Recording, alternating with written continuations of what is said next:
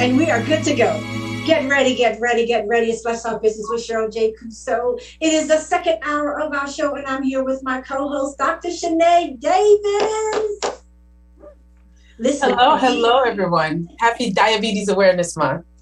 Yes, we've got awareness for diabetes and as well lung cancer. Let's take this opportunity to a special shout out to our sponsor, the Moffitt Cancer Center. You're going to hear more about that. You'll hear commercials during the show, and as well a very important announcement.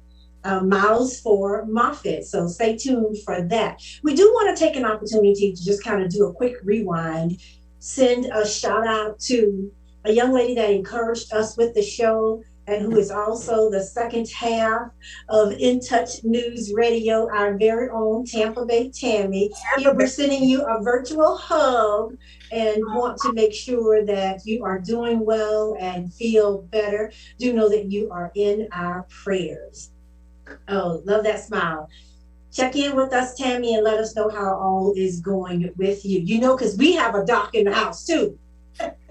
You know, Tammy is always fly, always smiling, always encouraging. So we're sending shouts out to you, Tampa Bay Tammy, encouraging you on your journey. You are going to come through shining and with a smile to just make sure that everyone else knows that this testimony is to show them that all things are possible.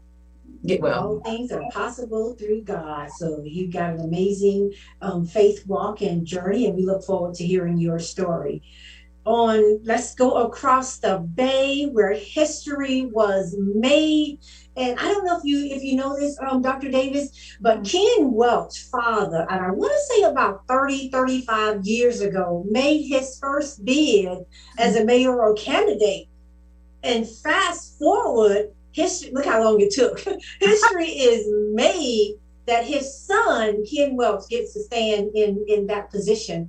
And I think that's just incredible. And reading a lot of the comments and seeing what was happening as it was happening, we just have so much to be appreciative for, so much to be thankful for. Congratulations to Ken Welch. One of the things he said that just kind of really moved me, and that's just the type of guy. He's not new to politics. He's been there. That's his home, making things happen, being the voice for the people, and really, really puts his money where his mouth is, put his time where his mouth is, and as well his servants. And he said it best, unless he's able to come there and make some change, then he's not doing his job. And I believe that he will. Congratulations, Mayor Ken Welch. Dr. Davis? Absolutely. Congratulations, Mayor-elect Ken Welch. I want to just also mention that the orange and green in the backdrop of that fabulous photo that he has, that is on purpose. So another one of FAMU's greatest is leading the charge to an amazing city over there in St. Petersburg. And we just want to congratulate him. Wonderful, wonderful achievement. Absolutely, absolutely. Shout outs to all. Now, listen, we are ready to get into a deep conversation. We have a couple of panelists that Dr. Davis is going to be introducing us to. But right now, I get to interview my co-host. And let me tell you, I have a ton of questions for her. So before we do that, let's just do a video just to kind of get our audience and get them prepared for what we're about to talk about. And more importantly, what we're about to learn. Okay. Cue that video up. Small steps, big difference. Preventing diabetes is within your reach. Prediabetes is a serious health condition where blood sugar levels are higher than normal, but not yet high enough to be diagnosed as type 2 diabetes. More than 1 in 3 U.S. adults have prediabetes. That's 88 million people. But most don't know they have it, and there are usually no symptoms. People with prediabetes have a 50% chance of developing diabetes over the next 5 to 10 years. But making healthy lifestyle changes can make a difference. You can prevent or delay type 2 diabetes, and you can even manage or reverse your prediabetes. Try to get at least 30 minutes of physical activity 5 days a week. Start slowly and build up to your goal. Consume healthier foods and drinks most of the time. Choose foods that are high in fiber and low in fat and sugar. You can also try smaller portions of food. Lose weight, track it, and keep it off. NIH studies show that losing 5 to 7% of your weight can help reduce your chance of developing diabetes. Work with your doctor or healthcare team to manage your prediabetes and improve your overall health. Stay up to date on vaccinations. Vaccines can help you stay healthy. Healthy lifestyle changes taken in small steps can make a big difference. Preventing diabetes is within your reach. Visit niddk.nih.gov to learn more. All right, thank you so much. So small steps, big difference kind of takes us back to our theme for today's show, Dr. Davis, and that's living my best life with diabetes. That's And when we were talking about that theme, and you were just you seem to be so excited to be able to share with our radio listening audience that they can live their best life even if you've been diagnosed with diabetes. And I'm looking forward to hearing the conversation. This is actually your third year of talking to our radio listening audience. And let me say thank you to those of you who are tuning in, joining us on Let's Talk Business Facebook Live, both of our Facebook Live pages, In Touch News, Facebook Live, and as well YouTube. You can go to YouTube and catch the show as well. Dr. Davis, a lot is going on. How do we even begin to start the conversation? And let me know, because I'm ready to fire off with some questions. Absolutely. Welcome, everybody. And thank you so much to our special guests.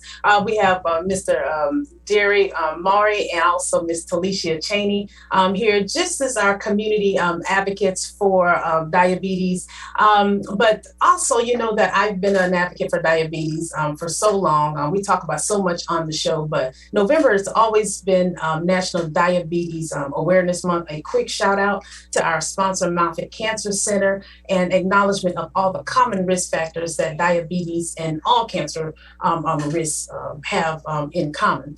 So without further ado, for Diabetes Awareness Month, first thing we have to do is acknowledge that it is an epidemic. It's a problem. More than 34 million Americans have diabetes, and a separate 88 million have prediabetes. That means that they've not met the threshold criteria to say, yeah, diabetes is there. But it's the reason that every year that number keeps getting bigger and bigger. I remember when it was, 21 million and 24 million and 28 million and over 30 million and 32, and now we're at 34 million. So a separate 88 million Americans have pre-diabetes, and that's why that number keeps going up. What's the impact of diabetes? Well, our direct and indirect costs are more than 300 billion. 237 are, direct, and then some of those indirect costs, like, you can't go to work, you can't, be as productive at work. All of those are indirect costs, not to mention costs to businesses for, the business not having the same amount of people to carry out work. So when we have complications of diabetes, it's not just, the person living with diabetes that suffers. Everybody is affected with diabetes, so we can do something about it. So those are our statistics, and just a little bit with the impact. I'd like Cheryl to go ahead with some rapid fire questions, and we're also going to engage a bit with our special guest today, because this is something that affects people and it affects our community. And that's what we're going to focus on today, is the effect on everybody and how we can live better, healthy, and happy with diabetes. I mean, you said a key word is effect. As we were listening to the little video, I kept hearing the word manage. Mm-hmm. And it almost seems like it's simple for us to be able to do this. But then I'm listening to the statistics that you're giving out, and the numbers are in the millions and constantly climbing. In my mind, I'm thinking we're not getting the simple message. And so let's just start with as a novice, when we're talking about this, each one of us have family members who have been diagnosed with it. We know some of the horrible stories. In my situation, we've lost family members, with this being the key portion of a number of underlying conditions, but it all stemmed around diabetes. So first and foremost, How is it diagnosed? I'm glad you asked that question. Diabetes is diagnosed when you meet certain benchmark criteria on your lab work. If your blood sugar on two separate measurements, not necessarily two different occasions anymore, but on two separate measurements for that lab work has been 126 or higher, then you can be diagnosed with type 2 diabetes, or your healthcare provider may have to do some digging to determine if there is type 1. Sometimes they also check other things, like the A1C value. If that blood sugar is high and the A1C is high, those are your two criteria. If a finger stick is done in the office or on one of those home glucometers, if that number is higher than 200, that's also one of those criteria. If your healthcare provider does a finger stick, checks your A1C, or checks the blood sugar with a lab reading, and that number is 126, any two of those, either of those criteria, if there are two at a time that are assessed and abnormal, that's enough to diagnose one with diabetes. There's another check, but it's harder to get a tandem reading with those other measures. This other check is for usually gestational diabetes, but you can have a 2-hour glucose tolerance test. If at that 2-hour mark, those readings are abnormal, then that's also one of the criteria that is utilized. Now, that is something that I did experience with my daughter, Alana, and that was gestational diabetes. Didn't have it in the other pregnancies, but definitely there, and thank goodness it was just that. But listen, I'm listening to you, and as you're giving us the benchmarks, I'm remembering when we were around family members, and the question was always, what's your sugar? Knowing that count. But it wasn't until, for me, it wasn't until recent years that we started hearing the terminology A1C. What's your A1C? As a matter of fact, I put on one of our posts, one-on-one with the Dr. Davis. Do you know your A1C? What is your A1C? And I've heard you say that a couple of times when you were speaking about them being pricked or taking their labs for their blood sugar. Well, first of all, why is it that that wasn't quite what we heard about, and now it's like the two go together? You need to know what is your A1C, and at the same time, what is that sugar level reading? So what is A1C?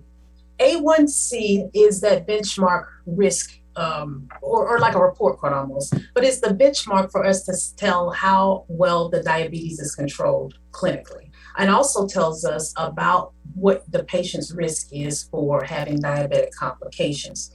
When the A1C is under 7%, and this is in accord with the American Diabetes Association, that means that the patient is at lowest risk for having diabetic complications. There's some other benchmark criteria set by the American College of Endocrinology, saying A1C should be under 6.5%. If you're a Medicare patient, then A1C under 8% is good enough to keep you from having complications or worsening complications with the lowest risk of having low blood sugar problems. So in some, the lower the A1C, the better, but low A1C can't come at the risk of diabetic complications. And low blood sugar or hypoglycemia is one of those complications. So it's our diabetic report card. That's what our A1C is. I love that. If we're controlled, and it also tells us if there are significant risks for complications. Okay, so know your report card. That's easy for people to grasp and take into consideration. But as you were talking about knowing your A1C, you also started mentioning risk. So who's at risk here for diabetes? Who's at risk for developing diabetes? This is anyone who has a family history that is a minority race, Asian Pacific Islanders, African Americans, those that are Hispanic or of Spanish origin, those of us that are overweight. Overweight sometimes is kind of nebulous. That means a BMI of 25 to 30, just in the looking at the numbers, but not everyone is quote unquote overweight with that BMI because it's only a measure of height and weight. It matters how you hold your weight, and that's what I mean by overweight. If you hold your weight in the middle, central weight is bigger metabolic risk or diabetic risk than weight in the hips or pear-shaped body. When you have central or the apple-shaped body, it's a bigger risk factor for you. What that means is for a woman, a waist that's more than 35 inches around, and for a man that's more than 40 inches around. When you hold your weight in the middle, that kind of obesity or overweight is a bigger risk factor. If you have a family history, if you are over age 45, we're starting to screen more at age 35 actually now, but if you're over age 45, if you have hypertension, if you've been told to have high triglycerides, or low HDLs. If you've had gestational diabetes, you're 50% higher risk of going on to develop diabetes outright. So gestational diabetes is a risk factor. If you don't know that you had gestational diabetes, but you delivered a baby 9 pounds or heavier, that is also a risk factor. If you've had a diagnosis of polycystic ovarian syndrome, if you've been told to have gouty arthritis before, these are metabolic complications that are also indicative of insulin resistance, which is a part of that diabetes lexicon. So those things, minority race, age, high cholesterol, high blood sugar, being overweight, and a history of gestational diabetes or having a child that weighs 9 pounds or heavier, all of those are risk factors for developing type 2 diabetes. Type 1 diabetes is the family history. Some of those things, of course, can play into effect, but the biggest thing there is the family history of diabetes and other autoimmune issues, and that's the main risk factor for type 1 diabetes. As I was listening to you talk about the different cultures that are affected more so than others, you mentioned African Americans and Hispanic. That encompasses a lot of Black and brown people. Why this particular culture of people? It's just in the genetics. The race or the ethnic group that has the highest risk are actually Pima Indians, Native Americans. So it's just genetically the case. Asian Pacific Islanders also tend to hold more of the body fat in the middle, and their risk profile that classifies them as overweight, it actually starts at 23 versus 25. So even if you're small frame, if you hold your weight in the middle, it's that visceral composition of body fat that is that biggest risk factor for going on to develop type 2 diabetes. And again, something we heard 3 years ago when you began to talk to us about our body shapes and how we are holding the weight. Holding the weight. So how's it diagnosed? Who's at risk? Talked about those. A1C. I didn't talk about the difference between type 2 and type 1. And some people feel that you can convert or change just based on the use of insulin or when you were diagnosed. The difference between type 1 and type 2 diabetes has nothing to do with how you treat it, but everything to do with how it comes about. Type 1 diabetes outright is autoimmune in its origin. This means if you have a family or a personal history of autoimmune disease, this means the immune system gets a little confused, and instead of attacking things that are foreign, it starts to attack things that are native to the body, the thyroid, the joint spaces, etc. Some autoimmune conditions other than type 1 diabetes could be like lupus or Sjogren's syndrome or Addison's disease, Hashimoto's thyroiditis, Graves' disease, rheumatoid arthritis. All of those are autoimmune. If your body does that, or there's a family history of those things, there's a tendency for your immune system to become confused and start attacking parts of you. If that happens to your pancreas, that's how type 1 diabetes is diagnosed. There are antibodies for it. Those antibodies are measurable, and that's how that label comes. Ultimately, the immune system will continue to attack the pancreas. That's why insulin is necessary for sustaining the patient when type 1 is on board. But, insulin to the body is like that pump. That gas is to the car, because diabetes isn't a sugar problem. It's actually an insulin deficiency problem. And if you need insulin, it's all a matter of how much you're making to determine how we manage you. Sometimes we can reduce the amount of insulin that the body needs versus, just supplementing it all. and whatever residual insulin making capacity you have, sometimes that can be made enough to meet your body's needs, and no supplemental insulin is necessary. We got listening to you and breaking down types 1 and 2, and I'm looking at your guests and our guests, and they're nodding. And so I'm thinking they're familiar with these terms now. They know the importance of, their A1C. They know the importance of, dieting and all of the other factors that have a great role in being able to live your best life. But as I'm listening to you and talk about the types, is there a cure for diabetes? What does that mean, a cure for diabetes? Cure. Oh, a cure for diabetes. Oh, no. There is no cure for diabetes. However, it is possible to go in diabetes remission. And I wanted to bring in our guests to kind of talk about, their experience with diabetes. Because when you're living, your best life, hey, how do you do that as someone with diabetes? Diabetes sometimes is perceived as to be burdensome, but you can live healthy and happy with diabetes. We're going to get more into their story after the break, but I would love to have Ms. Cheney and Mr. Maury introduce themselves and tell us a little bit about their experience with diabetes. Ms. Cheney. I am Felicia Cheney. I have been a diabetic since 1999, so about 22 years. I have gone through some ups and downs because I have been, I guess you would say, I just wasn't, I didn't comply with what I was supposed to do. I was instructed by all providers that I needed to lose weight and I needed to eat better. But for many, many years, I did not do that. And then finally, I decided, after talking to my mom, who was, she was born with one kidney and would go to dialysis, and she would come home and say, every time there's a provider there that doesn't know me, the first thing that they assume is that I am a diabetic and that's why I'm here. And she would say, do you know why? Because the majority of the people here that kidneys have failed are diabetics, and you don't want to be like that. So I decided, even after hearing I have one child, and my provider would say, do you want to have to leave your child? If you don't take care of yourself, I still just couldn't get it together. And eventually the light bulb went off, and I decided that I needed some help. So I went in and I had the gastric sleeve performed, and I have lost about 25 pounds.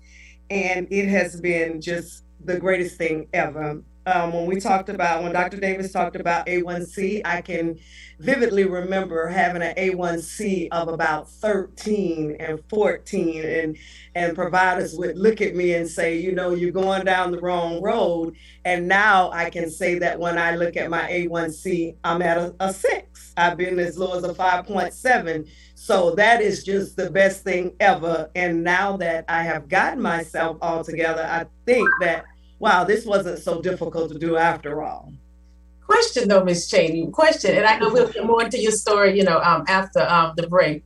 Real quick, are you living your best life with diabetes? I am living my best life with diabetes. Yes, that's ma'am. Okay. One more thing. Did you have, because with surgery, I know you can't go have surgery with a high A1C. Nope. Did you have control of your diabetes before you had surgery? I surely did, because when the doctor explained to me that this is the only way that we're going to be able to do this, you're going to have to lose a few pounds and you have to get your diabetes in check. That's exactly how he said it to me. And awesome. So I had to do I'm going to be honest, I went home and I prayed and I said, God, I need you to help me, because I have to get this in line. I don't want to leave my child. I don't want to leave my family, and neither do I want to have to go to dialysis because my kidneys are failing. So I had to get myself in order prior to surgery. And the day that I went in, a week before when I went in, the doctor was like, wow, he would tell me, you're doing such a great job. So I did it prior to doing the surgery, and the surgery was just, as I call it, it was just an aid. It helped me. Awesome. Let's get Mr. Maury in to tell us a little about how he's living his best life with diabetes.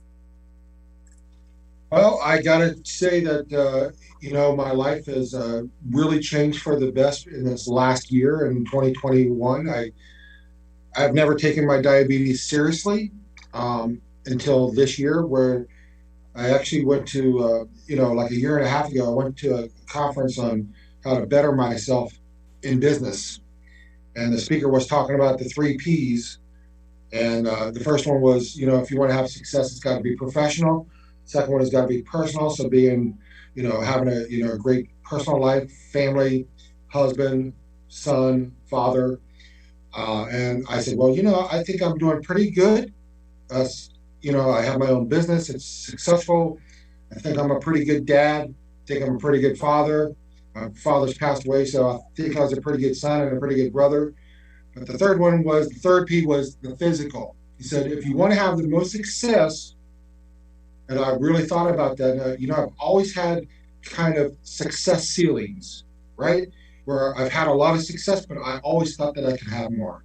So I decided to get a little bit more serious about my diabetes. And since about in 2021, I've lost about almost 80 pounds. I've had a A1C in my past of as high as 14. I'm down into the low fives. On a daily level, I'm testing in the 80s to maybe low 90s.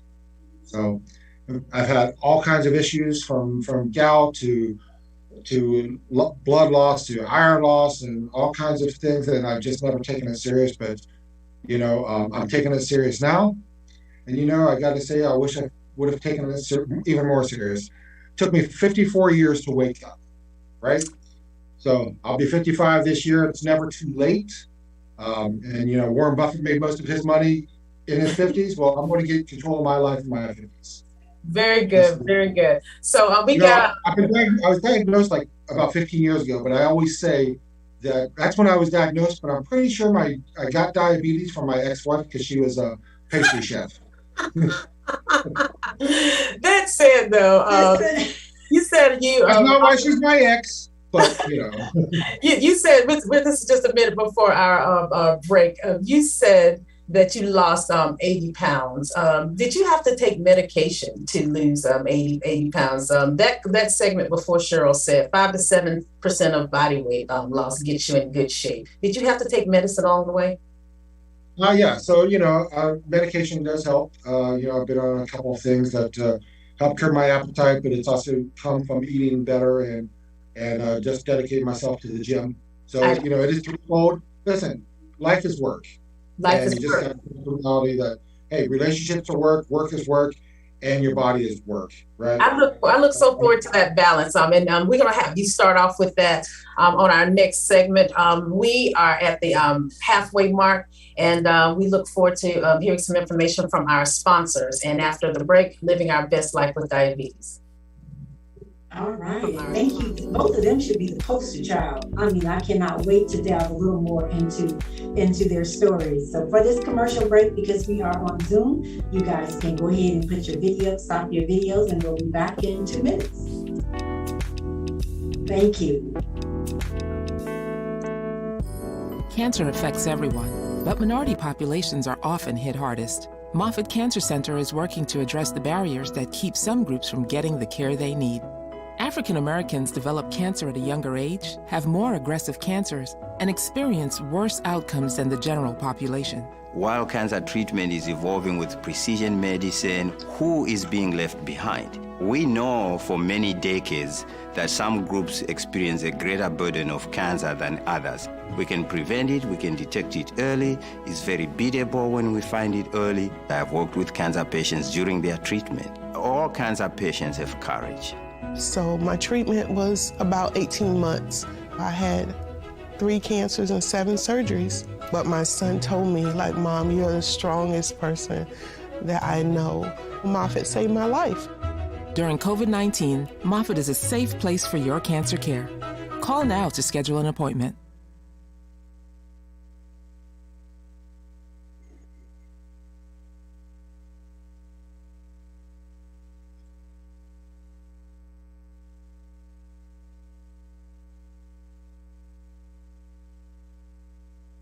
Strong, beautiful women take charge of their lives, and it starts with learning the facts. Did you know that most women diagnosed with breast cancer have no known risk factors And or we family are history? back as our And it's more guests deadly for prepare to Black come women back. than any Thank other you so much for race tuning in to or Let's Talk ethnic Business group. with Cheryl Jacobs. But it doesn't So have second to be. hour of the show. If you're My over 40, co-host, God bless regardless your of your day, race or David. ethnicity, Hello, hello, you need to get a hello. mammogram every year. This is a Early detection power-packed saves lives. two-person, Talk with and, your as I doctor listen about to the them best talk screening about plan where for their a A1C strong, numbers beautiful are you. now, between the two of them, they've lost a person, Dr. Davis. That is just incredible.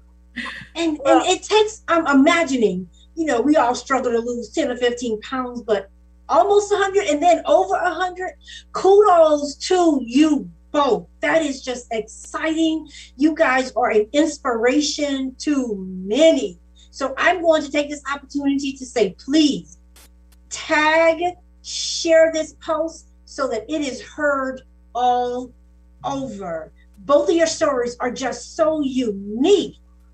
And you're so real in your testimonies. Your transparency lets us know that it wasn't easy, but you all had to make a life-changing episode in your lives to get to where you are today. And you both smile and you are living your best life. Thank God for you.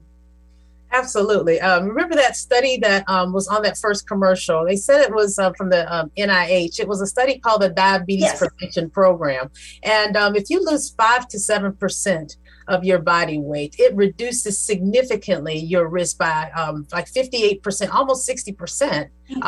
Your risk for going on to develop diabetes is reduced by that much. I imagine that 80 pounds is a little bit more than 5 to 7% of your body weight. So if you have diabetes and you lose that amount of weight, what you're actually doing is losing insulin resistance. Diabetes is not a sugar problem. It's not a little bit of sugar or sugar this, sugar that. You can't have sugar. All those little things that you hear people talk about with diabetes or living with someone who has diabetes. Diabetes is an insulin deficiency issue. So all we do to manage diabetes is really try to preserve the patient's capacity to make insulin on their own and to slow down the destruction of those cells that make insulin for you in your body. And when we do a good job with that, you have good A1Cs. The A1C and high blood sugar essentially is a symptom of diabetes. That's not the diabetes, but it is a symptom of diabetes. And that's why we look at those numbers. So, Jerry. Dr. Davis, before we go on to the next segment, and I heard you talk about that, and they did indicate that if you're able to lose 5 to 7% of your body weight, but if you're talking about body weight, shouldn't you also factor in where you are with your body weight? What if you are already extremely obese? Well, if you're very obese, that means the weight is actually easier to lose. Jerry lost 80 pounds in a year. And some people may say that's pretty hard. Jerry, tell us a little bit more about your journey. Well, so first of all, listen, you've got to give yourself some small rewards. That's the only way you're going to get through it, because there's been multiple times that I've hit walls and I wanted to give up, and oh my God, I'm sitting in the parking lot at the gym and I'm thinking, oh my God, do I really want to go in? And then I just push myself and say, look, I'm here. Let's just get it done and get it over with, right? So you've got to be committed to yourself to get to that next level, right? So I would give myself small rewards, and then I would give myself a major reward. So my major reward, which I just did like a couple weeks ago, was for my first checkpoint, was I wanted to ride on a roller coaster again. I loved them as a kid, and I could never fit in them because they would not come over the top, the little thing. So 2 weeks ago, went to Islands of Adventure with my grandkids, and guess what? You got on a roller coaster. Congratulations. Awesome. Yeah. It was a little scarier than I remember. I tell you, the G-force on a body this size is not what I remember from being a kid, right? I mean, I could feel that my weight was being magnified a little bit, but gosh darn it, I made it through the minute and a half that I was on it, and it was a lot of fun. We had a great time. So that was my major reward. So we'll see what the next major reward is. It's probably going to be sitting comfortably in an airplane going somewhere exotic. Awesome, awesome. That's beautiful. Do you reward yourself, Miss Cheney? Yes, I did. I'd always tell my parents because I love to shop and I love things. So I'd say, "Oh, I'm going to lose weight and I want to buy a navy blue suit from Ann Taylor." And it was a delight. Now, I actually didn't buy the navy blue suit, but when I went in there and I tried on some pants, and I said, okay, well, let me try on a 16, and they were too big. And then I went down and I got to a 12. I thought, oh, I'm gonna buy everything in here in a size 12 because I was so excited to be able to wear a size 12 because all of my friends, I think out of my little girlfriend crew, I've always been the heaviest one. And so when we would go to the mall and go shopping, you can only imagine that I was the girl that would have to go into the plus size section. And now I no longer had to do that, but it was so embedded in my mind till even now when I approach Dillard's, the young lady who sold me clothes for many years, have to say, you forgot you can't wear anything in this department anymore. And I can now comfortably go over to another department and try on the things in the size that I've always wanted to be. I think that's so awesome. So when we live in our best life with diabetes, Ms. Cheney, you had surgery, and you say that aloud. Really, gastric bypass surgery is one of the only ways that we can get sustained remission when diabetes is there. Remember, we're talking about the reduction in ability to make insulin on our own. That means the kind of cell, the beta cell in the body, they're dying off. So when we control ourselves, when we stop challenging, that capacity of the pancreas, by lowering our weight, which means lowering, the resistance of our body, we actually halt the progression of diabetes. You did that before your surgery. The surgery was just an added bonus. Jerry mentioned that he did it with diet and exercise, but there are some agents that we know. We've talked about them before, Cheryl, those GLP-1 agonists, those SGLT2 inhibitors, these medicines for diabetes that not only help to reduce the symptom of diabetes, which is high blood sugar, symptom of diabetes, high blood sugar, but they also help to protect that pancreas. They protect the pancreas. They prevent one of the most common complications of diabetes, that's heart disease, and they have a nice little side effect of weight loss. So it's always, good to get a little help, a little bump in the road, along that journey to edge your own. So with that said, we always talk about, the dirty parts of diabetes, the part that no one, wants to hear. This is about living our best life. Yes. We brought our panelists on board to ask the doctor. So I'm going to turn the interviewing chair over to Ms. Cheney and Mr. Maury. You have questions. What does our community want to know about diabetes? Yes. Well, one of the questions that I get asked most frequently is, Celicia, now that you've lost so much weight, do you still take insulin or do you still take medicines for diabetes? And so when I explain to people that, yes, I still take medicine, they often have the question, why? So can you explain that thoroughly as to why is it that, I've lost so much weight, but I still take medicine for diabetes? I'm glad you asked. What a wonderful question. So when we have our pancreas working at less than 100%, we have diabetes, period. One of the things I always say is there's no such thing as borderline diabetes or being a little bit, diabetic, or we say pre-diabetes, but that just means we hadn't met that threshold to get the label just yet. We're running out of our ability to make insulin. And you have to have insulin to keep your blood sugar under control and to keep the complications away. When you have weight loss, the weight loss reduces the workload that the pancreas has to do. If what the pancreas has remaining, your residual insulin-making power still isn't enough to keep your blood sugar under control, and that varies per individual, then we should take medication to further lower the need for insulin. So whatever residual capacity you have from the pancreas, it becomes enough to help you out. Sometimes that does mean that we still need to supplement the insulin that the body can't make enough of. But sometimes we have to just help the body out. If you don't have enough pancreas left when you lose weight, we still have to help the body meet the needs for blood sugar control. That's why we have to take medicine sometimes, even with weight loss. Thank you. And Dr. Davis, I have a question for us since they are in the interview chair. Now, Ms. Cheney, and I've listened to both of you, and I'd like to ask a question to both of you, because your stories are just so incredible, and it took you a bit to get to the point to where you are today.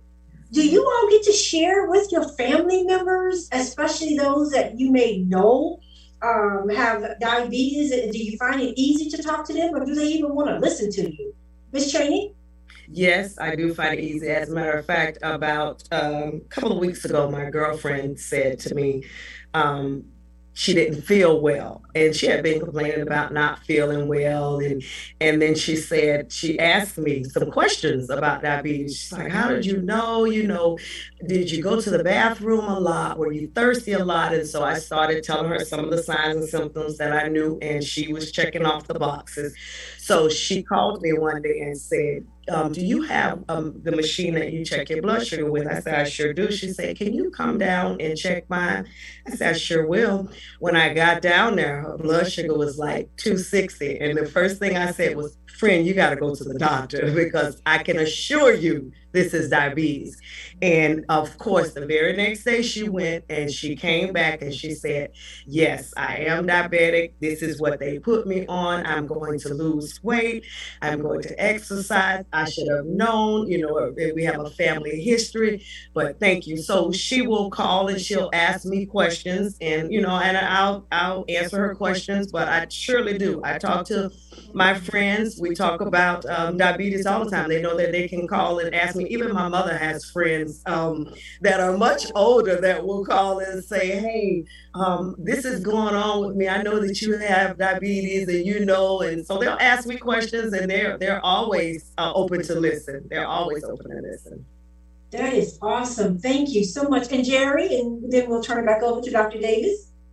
Well, I'm fortunate in the fact that no one in my family has diabetes, but I do have coworkers and colleagues and associates and friends that are in the battle along with myself, and they, like me, struggled for so many years, and they asked me, well, what has changed over this last year and a half? And I tell them, well, it's pretty simple.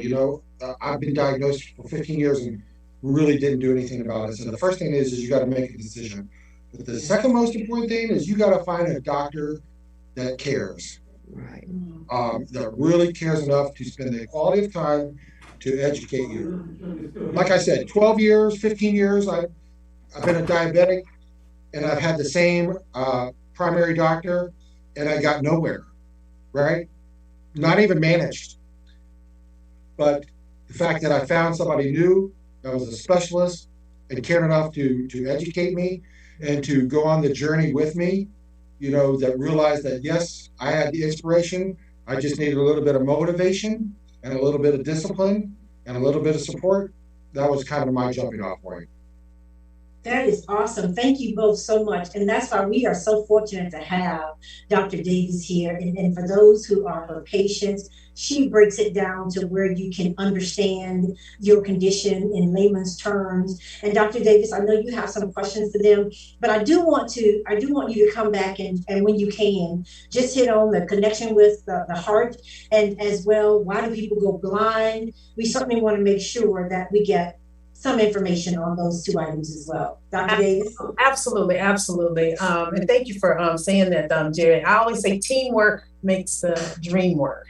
With diabetes, it's so closely linked to heart disease because high blood sugar damages the inner linings of the blood vessels. 68% of people with diabetes dies of heart attack and stroke.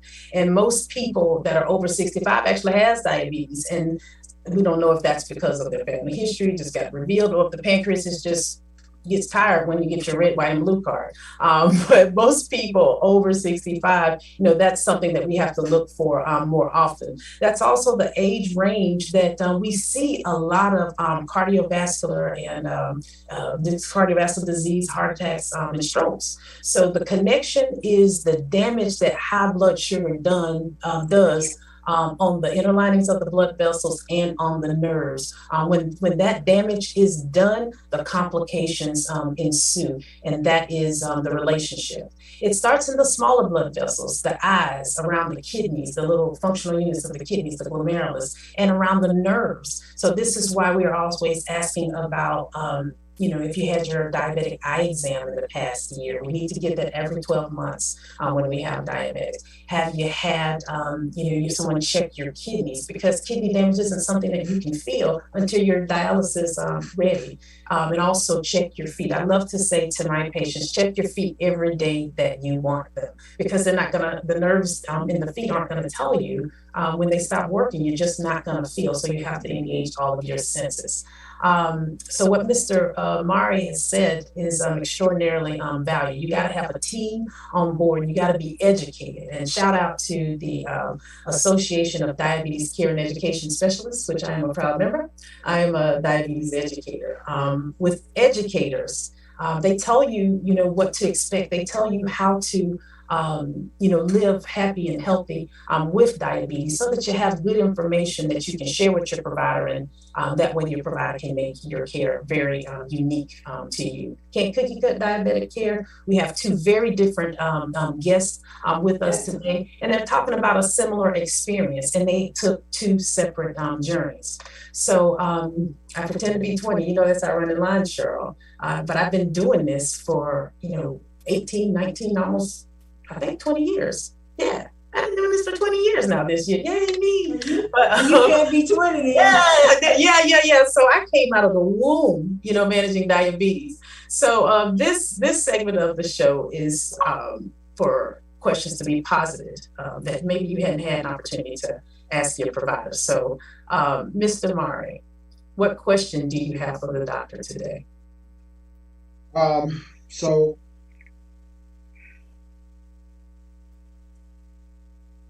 Well, I did have the same question that she had about the medicine, but, talking about somebody that just walks smoothly into your office. I mean, and they found out they did just been diagnosed. I mean, what can they expect?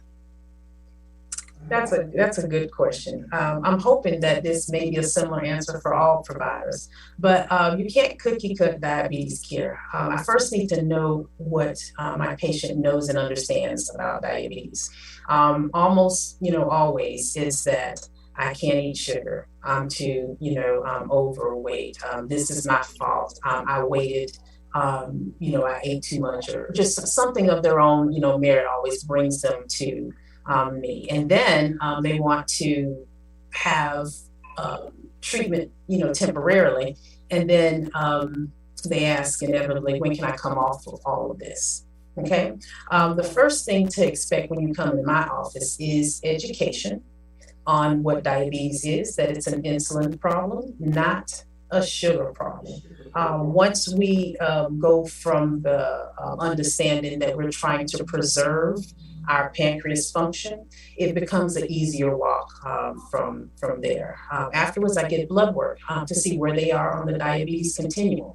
When the A1C, that benchmark, that report card level reading for control, when that number is 9, 10, 11, 9 and higher, we have to work a bit more intensively to get the pancreas back working again. Sometimes the pancreas can be in shock and it just stops working. If we can salvage some of that function, we do so by treating aggressively early on, and then we're able to taper off. Even if we don't taper off everything, that makes the patient feel like success has been achieved, and it activates and motivates them towards some, engaging in their own control a bit more. I tell patients also, I can't, treat your diabetes from my office. I need you to help me out. So you have to understand what you're doing while you're away. from our office, so that every visit continues to go forward. And that's the approach that I take. I educate, I evaluate, and I motivate. All right. Educate, evaluate, and motivate. And so we have an amazing sponsor, Moffitt Cancer Center. And each month that Dr. Davis comes on, we typically will bring awareness to the cancer that has been assigned to that month. For instance, even though this is Diabetes Specialty Month, it's also Lung Cancer Month. And you're talking about diabetes, and you're talking about all of these other underlying conditions that when you have it and your numbers are not where they're supposed to be, what happens if the person is also diagnosed with cancer? And, how does Moffitt fit into the equation, Dr. Davis? That's great. Long ago, I actually did some work in the research departments of Moffitt Cancer Center, and I had an opportunity to interact with, she's one of my, I don't know if she knows it anymore, but her name is Dr. Nagi Kumar. She actually started as a nutrition scientist, and her role there at the time was looking at how, some of these common risk factors like obesity, like insulin resistance, can be mitigated to reduce the cancer risk. And in fact, there was a particular study at the time where metformin was introduced to mitigate, weight and insulin resistance, and to reduce the risk of cancer. So the common risk factors between cancer development and diabetes, by mitigating those, we also mitigate the risk in the other areas. If you have active cancer, been diagnosed, therapies for, like chemo or, just cancer management in general. Steroids sometimes play a role in that. And also the steroids that we produce naturally in our body, all of those affect cells in a very similar way. It makes us insulin resistant. So where we may not even be dealing with weight, you could be dealing with steroid therapy or just the stress of a cancer diagnosis.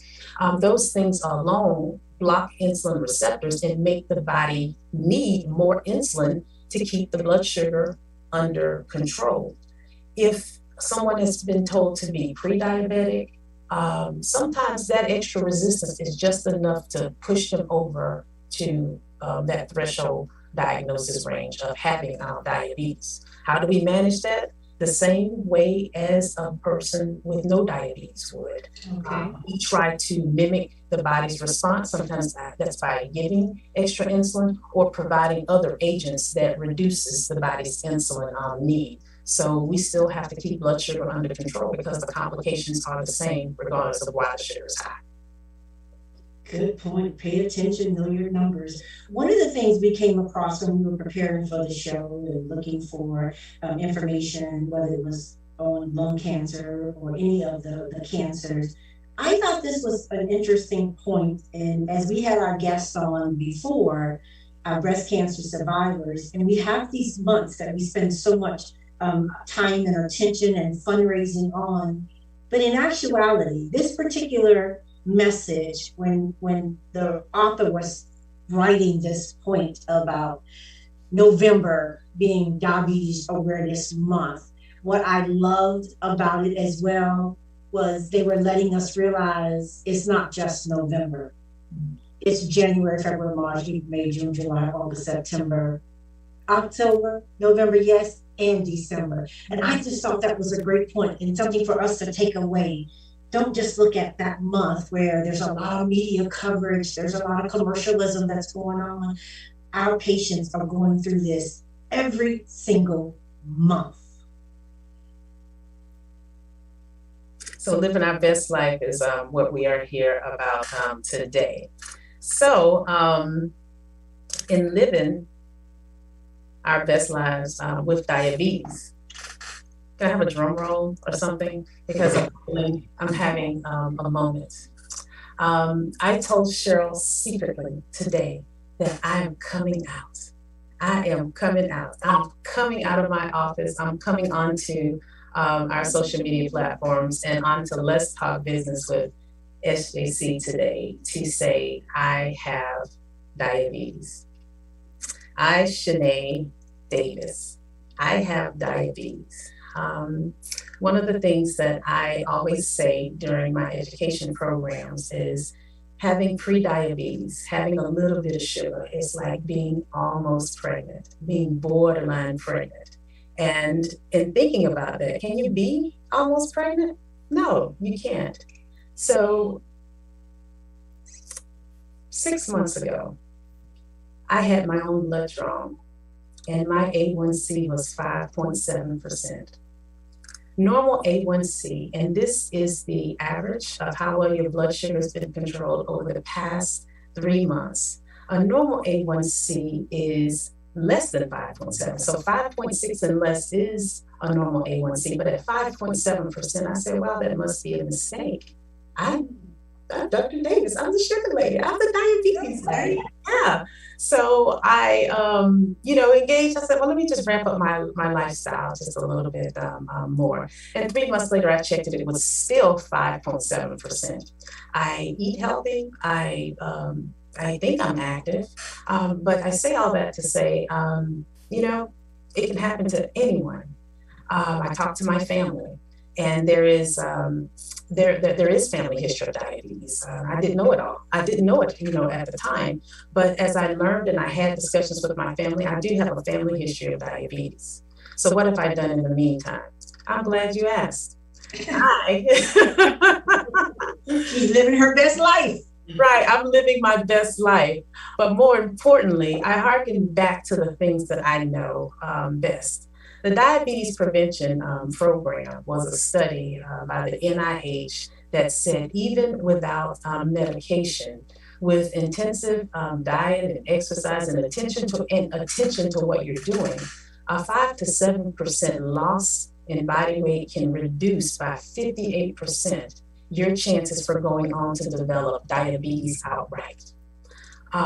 So I say this to you, everyone who's watching, that as a pre-diabetic, I have diabetes. I understand that register of 5.7% on my lab work on 2 occasions means that my pancreas isn't working at 100%. So in my best life living, I am focused on helping my body to need less than 100% of my pancreas to be its absolute best. So I don't have heart attacks and stroke. My risk for heart disease is low, minimal, so that I have the lowest risk for having neuropathy, kidney problems. I am also getting my eyes checked every year so that they're dilated and the back of my eyes are studied to look for changes that could lead to blindness if I am not careful. So I, Shanae Davis, I am living my best life with diabetes and lifestyle at this point. But if I need some medication, I absolutely will take medication to preserve my pancreas, because that's the way we delay complications, and that's my best opportunity to make it to remission. All right, and you heard it right here on Let's Talk Business, the second hour of our show from our very own Dr. Shanae Davis. Listen, we are here. Here's our virtual hug for you. I know that you have practiced and preached, and you've been a component of education, just as you indicated, and we'll certainly be here to motivate you. Thank you for deciding to use this platform to make your announcement. It's life-changing, but you've already stated even before then that you were prepared to live your best life. And outing it, being transparent, I would guess help you tremendously to now go ahead and keep moving forward with your life. Godspeed to all of you. We've come to the end of our show. Dr. Davis will talk more about her journey, but just know that we are here. We love you. We respect you. We thank God for you. This has been an amazing platform for us to educate, inform, and motivate. Thank you to our sponsor, Moffitt Cancer Center. And let me remind you, and Ricky, if we could put that slide up, Moffitt is also celebrating Miles from Moffitt. It's going to be Saturday, November the 20th, 2021. You can still register. The theme is Let's Move for What Matters. And if you want to live your best life, you best get moving. And so All right. please go to their website. They will have the virtual component, and as well, you can do it physically at the Amalie Arena. So we will post that in our thank you post. We will also post references that Dr. Davis has alluded to all throughout the show, to our special guests, Ms. Terry Chaney and Mr. Jerry Mari. What we're going to do is sound off for just a second, but just stay with us and we'll end our connection with In Touch. But we do want to allow you to give us final thoughts. So hold on for just a second so that In Touch can release the show.